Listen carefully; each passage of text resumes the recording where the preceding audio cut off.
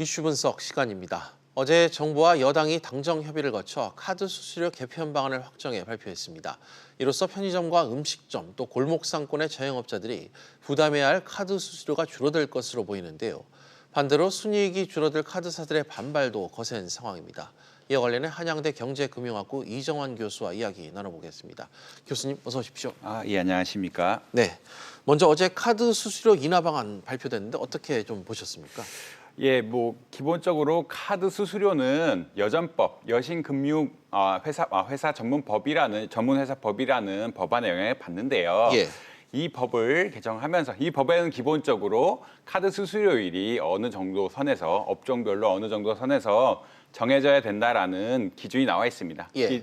하한선, 상한선 이런 것들이 나와 있는데 그다음에 이 법에서는 특히 중소업체들에 대해서 카드 수수료를 너무 높게 잡지 말라는 어떤 혜택 조항도 있고요. 예. 이런 혜택 조항에 입각해서 기존에 5억 원까지 연매출 5억 원까지 주던 혜택을 더 넓혀서 이제 5억에서 30억 구간까지 예. 확대하자.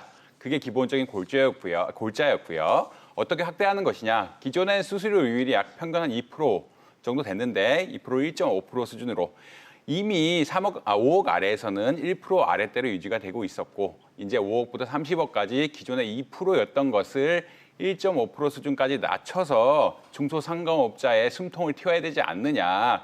카드 수수료가 매출액이 너무 많은 부분을 차지하고 있고 매출액에서 떼어가는 부분이 너무 많고 이러한 부분이 손해로 직결이 되니까 중소업체들을 살리기 위해서 어느 정도 이러한 선택을 했다고 생각할 수는 있겠습니다. 알겠습니다. 카드 수수료 인하 문제, 그동안 자영업자들이 수차례 원했던 사안입니다. 하지만 잘 되지 않았다가 이번에 전격적으로 추진이 된 배경, 좀 정책적인 의미도 있겠지만 여러 가지 사회적 배경도 작용했지 않겠습니까?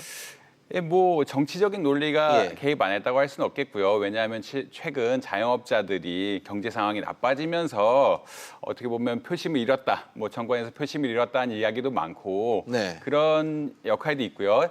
그다음에 특히 경기가 안 좋아지면은 중소업체들의 피해가 큽니다. 특히 소비업체 그런 작은 업체들 업체들의 피해가 크기 때문에 이러한 업체들을 살려야 된다는 당위성도 사실 있었고 특히 한국은 2013년부터 서비스업의 굉장히 성장률 혹은 생산성이 매우 낮아지기 시작하는데 이 하향세가 꺾어질 기미를 안 보이고 계속 낮아지니까 정부로서는 사실 네. 어떠한 대책을 세울 수밖에 없습니다. 특히 한국의 구조 문제상 많은 근로자들이 이제 서비스업으로 가고요. 서비스업이 과다 경쟁이 되다 보니까 일반적인 과다 경쟁에서는 경제학 기본 이론에 따르면 높은 수익을 높일 수가 없죠. 그냥 자기가 흔히 억지로 살아갈 수 있는 정도만 받아간다가 경제학 원론에서 나오는 내용인데 이 이론이 직접적으로 적용이 되다 보니까 어떻게든 조금 소상공인들 지금 2013년부터 한국이 제조업이 안 좋아지고 제조업에서 나왔던 인구들이 서비스업으로 가고 서비스업이 과다 경쟁이 되면서 이렇게 소득이 낮아지게 되니까 어떠한 방식으로도 살려야 되지 않느냐 이런 사회적 함의도 어느 정도 있지 않았냐라고 생각할 수 있겠습니다. 네. 일단 이번 수수료 인하 방안이 시행되면 이 당장 매출억 5억에서 30억 원 이하 가맹점 같은 경우 어제 발표 내용을 봤을 때 연간 기준으로 200만 원 넘게 좀 수수료 비용이 좀 낮아질 거다. 이렇게 지금 예상을 하고 있는데 이런 내용들이 좀 자영업자들에겐 당장 좀 숨통이 트여질까요? 이게 당장 도움이 될 것은 네. 확실합니다. 왜냐하면 기존에 나갔던 흔히 말하는 비용 중에서 200만 원이 감소하는 효과가 있으니까 당연히 어떻게 보면 200만 원을 거의 벌다시피 한 상황이라 굉장하지 예. 않지만 효과가 있을 거라고 생각할 수 있습니다.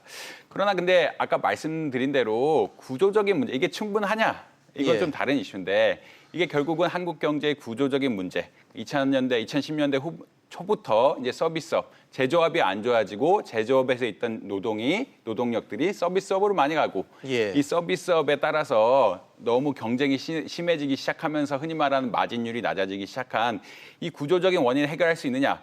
이 구조적인 문제를 해결할 수 있는 가장 좋은 방법은 사실은 내수가 살아나는 길인데 계속 제조업들이 별로 안 좋아서 내수가 살아날 기미를 안 보이고 예. 이런 상황이기 때문에 앞으로도 이런 소상공인들 특히 전국 노동의 그러니까 근로의 큰 많은 부분을 차지하고 있는 이런 소상공인들을 어떻게 보면 도와주기 위해서 더 많은 제도적 장치가 보완돼야 되지 않느냐.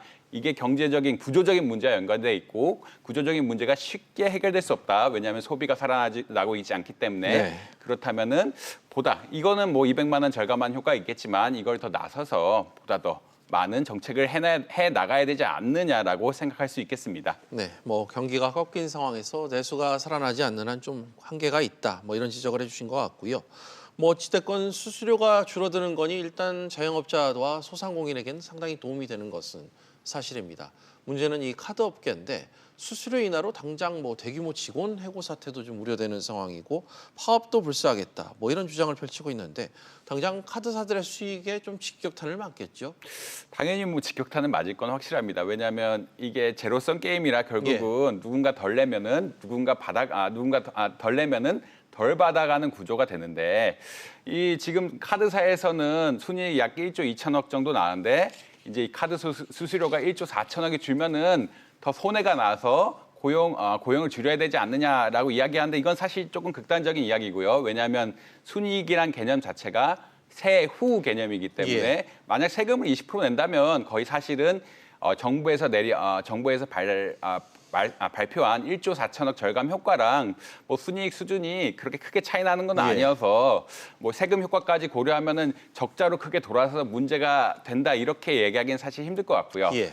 그렇지만 이제 문제가 되는 것은 어떻게 보면은 결국 이게 장기적으로 가면은 누적이 될 거고 누적이 흔히 말하는 그러니까 뭐 순이익이 나지 않는 상태들이 계속 네. 진행되다 보면 문제가 될 수 있기 때문에 이거를 빌미로 고용 해고를 한다든지 혹은 마케팅 뭐 정부에서는 마케팅 비용을 많이 줄이라고 했는데 예. 뭐 기업에서는 이거를 바탕으로 마케팅 비용도 줄이고 다른 구조 조정도 할 수 있는 이런 계기는 충분히 될 수 있다고 생각할 수 있겠습니다. 사실 업무 비용이란 것이 하나의 관점으로 체크되는 것이 아니라 마케팅 비용이 줄면 거기에 관련된 업무 인력도 줄여야 되고 업무 인력이 줄면 또 다른 업무 인력도 줄여야 되고 이런 종합적으로 연결된 것이기 때문에 뭐 줄일 수 있는 가능성은 확실하다. 근데 정부가 받아들인 안을 못 받을 정도로 수익이 나지 않는다라고 말하기 힘들다. 왜냐하면 세금을 고려해야 하기 때문에 뭐 그런 정도로 요약할 수 있겠습니다. 알겠습니다.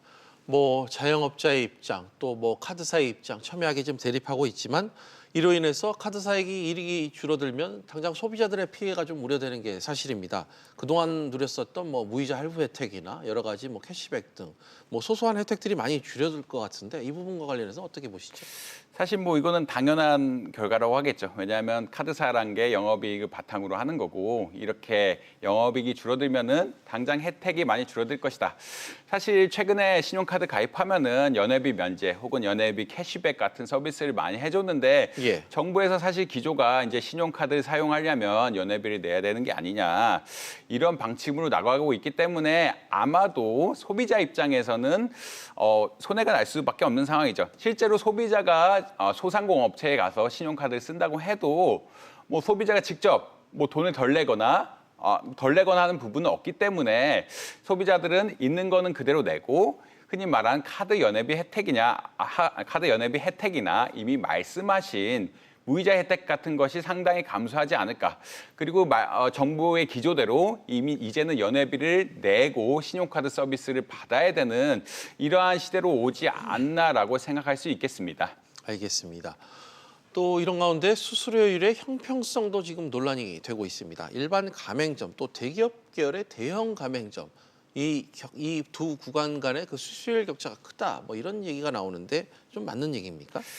사실 이제 카드사들은 대기업 계열의 대형 가맹사랑 거래를 많이 하면 돈을 많이 벌기 때문에 일종의 수수료를 낮춰주는 서비스를 좀 깎아주면 돈은 깎아주면서 비용 어떻게 보면은 거래를 늘리려는 이런 전략을 취하는 게 당연한 포지션이죠. 그래서 흔히 말해서 평균적으로 카드 수수료 그냥 생각하면 한 2% 정도 된다고 예. 생각하는데 대형 업체랑은 한 1.3% 수준에서 뭐 거래를 하고 있다. 이런 것들에 때문에 형평성에 문제가 있는 것이 아니냐라고 생각할 수 있겠습니다. 근데 이 사실을 보면은 이게 카드사의 문제냐? 카드사의 문제인 것 같지는 않고요. 예.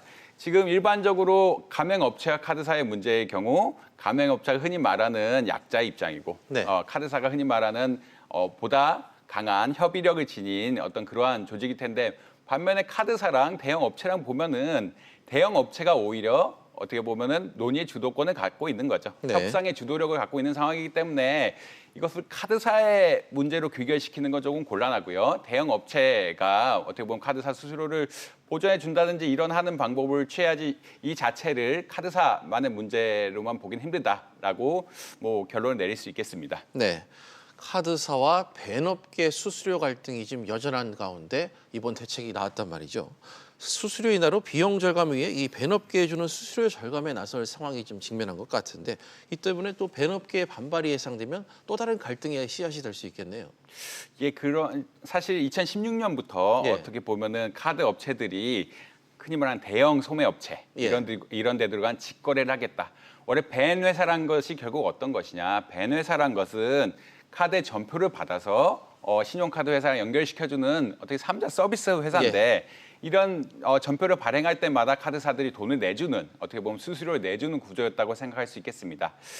근데 이제 신용카드 회사에서 특히나 큰 회사 같은 경우는 자기들과 직접 거래망을 만들면 예. 이런 벤 업체에 주는 수수료를 줄일 수가 있기 때문에 2016년 뭐 이때부터 많은 논의가 있었고 줄이자라는 논의도 많이 했는데 어떻게 보면 명분이 없었던 거죠. 근데 이번 계기로 그런 대형 유통업체와 벤 회사를 끼지 않고 직접적으로 카드사들이 직접적으로 거래를 트고 거기서 일종의 벤 회사에 주는 수수료를 절감시키려는 노력을 할 것은 아마 당연할 것이다라고 예측할 수 있습니다. 예. 근데 이 결국 거래 관계가 어떻게 형성이 될 것이냐 이것도 결국 상호간에 누가 협의력이 더 있느냐 이런 것으로 귀결되지 않을까. 결국 벤 회사가 수수료를 낮춰주든가 예. 아니면 어떻게 보면 신용카드 회사가 자기들의 주도권을 갖고 끌고 가든가 뭐 이런 식으로 결국 협상의 문제지 이게 쉽게 해결될 것은 아니다. 이게 계속 진행돼 나가야 되지 않느냐라고 생각할 수 있겠습니다. 네, 알겠습니다. 사실 또 이런 수수료 문제는 시장의 원리에 따라 정해지는 건데